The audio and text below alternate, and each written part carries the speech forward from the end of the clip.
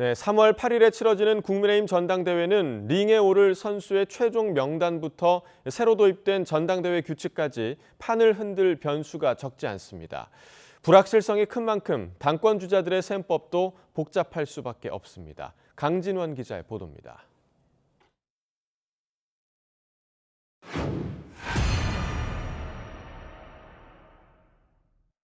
국민의힘 당권 경쟁을 바라보는 정치권의 시선은 저출산이 부위원장직 해임과 관련한 대통령실의 공개 반박 이후 장고에 들어간 나경원 전 의원에 쏠려 있습니다. 어떤 선택을 하느냐에 따라 판세가 요동칠 수 있기 때문입니다. 대통령님께의 본의가 아니었다라고 말한 부분은 저의 불찰이었고 사과드립니다. 충분히 더 숙고하고 또 말씀드리도록 하겠습니다. 실제로 나 전 의원 출마의 부정적인 여권 핵심의 기류가 거듭 확인된 뒤에도 나 전 의원은 여당 지지층 대상 각종 여론조사에서 유력 주자 가운데 한 명으로 이름을 올리고 있습니다. 기세가 한풀 꺾였다는 분석도 적잖지만 여전히 판세의 주요 변수라는 데는 이견이 없습니다.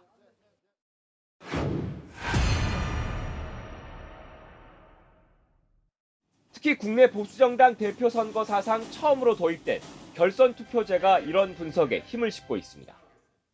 나 전 의원의 출마로 다자구도가 형성되면 과반 득표자가 나올 가능성도 줄어들기 때문입니다. 최근 지지율 상승세를 발판으로 대세론을 굳히려는 김기현 의원이 단판에 경기를 끝내겠다는 의지를 유독 내비치는 이유입니다. 제가 가지고 있는 명확한 목표는 1차 투표에서 과반을 차지해서 결선으로 가지 않고 마무리한다. 한마디로 막판 뒤집기가 가능한 결선은 최대한 피하겠다는 건데 반대로 안철수 의원은 1, 2위 간 정면 승부를 내심 기대하고 있습니다.